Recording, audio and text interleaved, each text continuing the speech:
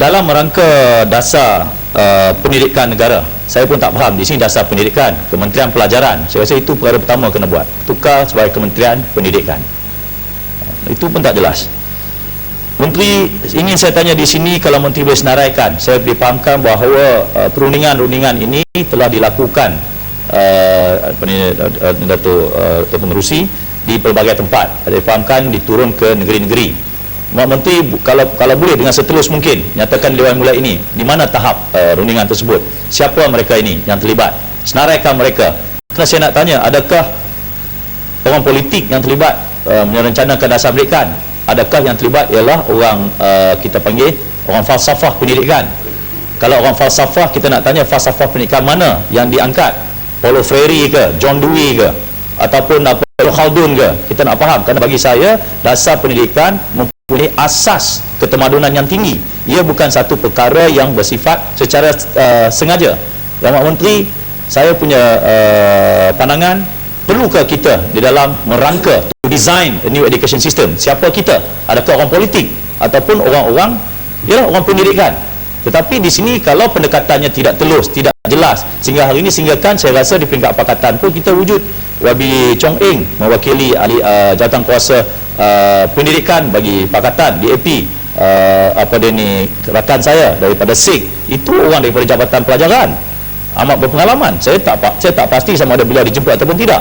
Saya kebetulan walaupun bukan latar belakang pendidikan yang kuat, tetapi diberi amanah mewakili Parti Keadilan. Adakah kami dipanggil rundingan dan sebagaimana? Kalau rundingan yang nak dicapai iaitu di atas kata muafakat, we accord each differences, dengan erti kata mendasari apa yang termaktub di dalam perlembagaan Malaysia. Apa termaktub perlembagaan Malaysia ialah keadilan untuk semua. Dan kalau Mak Menteri tahu, di dalam preamble UNESCO memang jelas dikatakan di situ pendidikan ada kaitan dengan isu-isu keadilan, isu-isu kebebasan. Dia bukan wujud dalam satu perkara yang vacuum ataupun terpisah-pisah. Jadi Mak Menteri, saya mengatakan bahawa kalaulah pendekatan rundingan sekarang ini yang kita tidak tahu secara terbuka, saya kata begitu, saya tidak tahu daripada Parti Keadilan, saya tidak dapat maklumat. Kalau Mak Menteri ada laporan itu, saya mahu dibentangkan di Dewan Yang Mulia ini. Kerana bagi saya, kalau sebanyak 35 juta untuk menampung pelaksanaan kajian semua dasar pendidikan negara, saya tengok lebih kurang sama penting macam unit penjaramaan negara. Unit penjaramaan pun dapat 30 juta. Dasar pendidikan yang mana menentukan masa depan, falsafah pendidikan pun 35 juta. Di mana sebenarnya? Adakah ianya dibuat di atas satu jumlah yang sebenarnya saya rasa tergesa-gesa, ataupun ia memang melalui satu perancangan yang terperinci? Saya mohon penjelasan Menteri. Yang ingin saya katakan di sini Mak Menteri, dalam kerangka umum, yang diperlukan di negara ini adalah dasar pendidikan yang memenuhi tuntutan-tuntutan kepelbagaian bangsa. Saya berkata di sini, saya dengan yakin mahu satu sistem pendidikan yang berlaku adil kepada semua bangsa. Tak kira China, India, Kadazan, jauh kawan-kawan daripada Sabah dan Sarawak, tidak lagi timbul yang mana indoktrinasinya. Kita tahu pendidikan ini ialah ideological sifatnya, tetapi bukan ideologi yang sempit. Kita tahu dulu Alliance Party, Parti Perikatan yang timbul sebagai satu parti dokongan rakyat Malaysia, mungkin ideologicalnya sebegitu, tapi perkembangan masyarakat hari ini dengan respon-respon masyarakat bawahan dan sebagainya, saya rasa ianya perlu menggambarkan tuntutan-tuntutan masyarakat semua pada hari ini, dan tidak akan timbul macam tadi dasar pendidikan golongan istimewa, golongan pekak.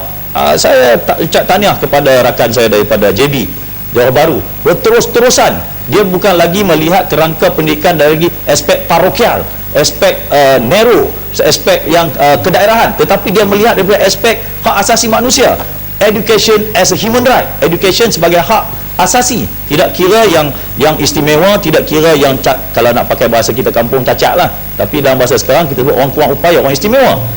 Ini telah dihujakan dengan secara konsisten. Sri Gading, saya ucap tahniah kepada Johor Bahru. Tetapi kita hari ini, saya rasa hari ini Menteri pun saya tahu bergelut dengan urusan berinteraksi dengan pendidikan kaum Tenggerak.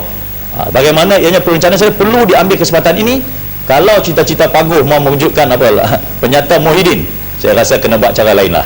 Sebab penyata Razak pun kita lalui, penyata Rahman Talib pun dengan penuh saya rasa cabaran. Kalau ianya tidak dilakukan cara berhati-hati, saya kata kepada rakan saya daripada Timbalan Menteri, ini merupakan mimpi nightmare kepada Barisan Nasional kalau ia tidak dibuat dengan sebaik-baiknya.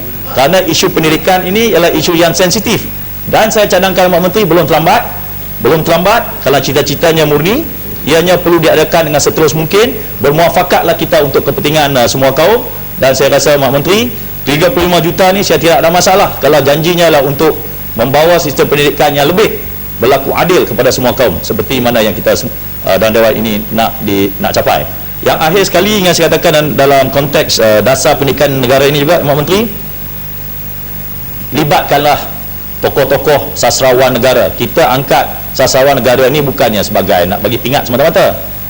Beliau sepatutnya saya cadangkan menjadi penasihat kebudayaan. Pak Samad Said ada, yang Dr. Rizwan ada.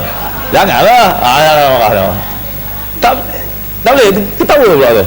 Kita bukan nak angkat dia, nak bagi dia sebagai pemegang anugerah tetapi tidak punya peranan. Bagi dia jadi penasihat kepada Dr. Wee Ka Siong kita. Kalau saya boleh sebut sebagai menteri yang berbahasa Melayu dengan baik, tahniah. Tapi bayangkan yang menggubal buku teks orang lain, yang pakar kebudayaan orang lain, kita panggil semua. Kalau tokoh Cina pun kalau ada, panggil. Sebab tak mau timbullah interlok punya polemik dan sebagainya. Kerana bagi saya mereka-mereka ini punya kepakaran, boleh menyumbang untuk pembangunan bangsa. Okey, rakan dari Pergau. Terima kasih YB.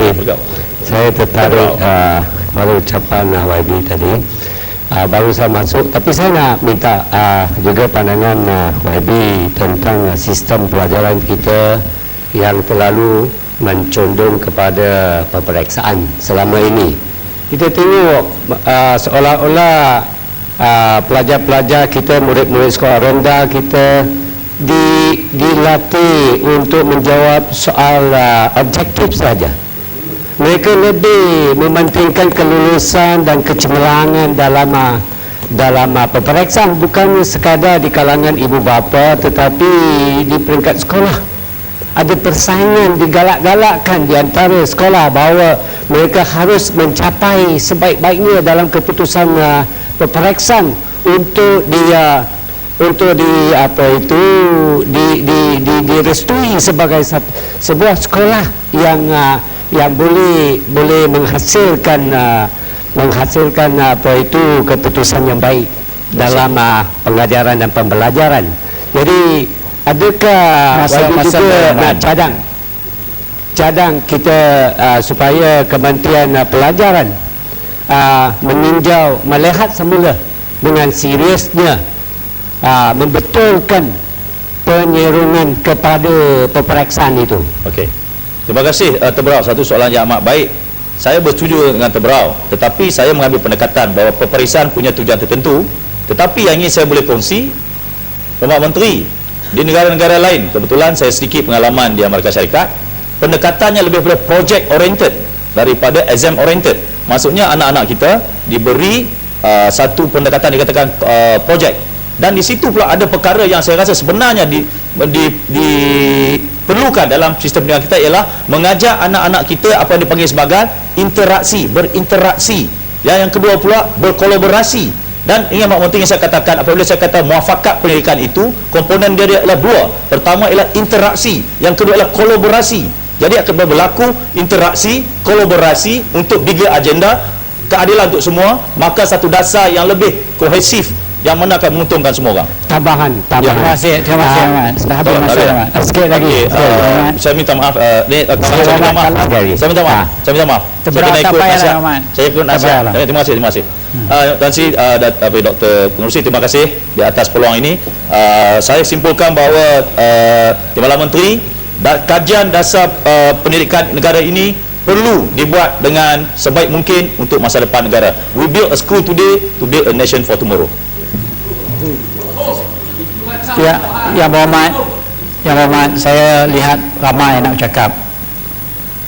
Saya tahu dalam agenda 40B41 Kementerian Pelajaran ini memang semua boleh kita cakap, tapi amat bercakap dalam sifat, dalam konteks jawatankuasa lah. Jangan bercakap dalam konteks dasar. Kalau kita bercakap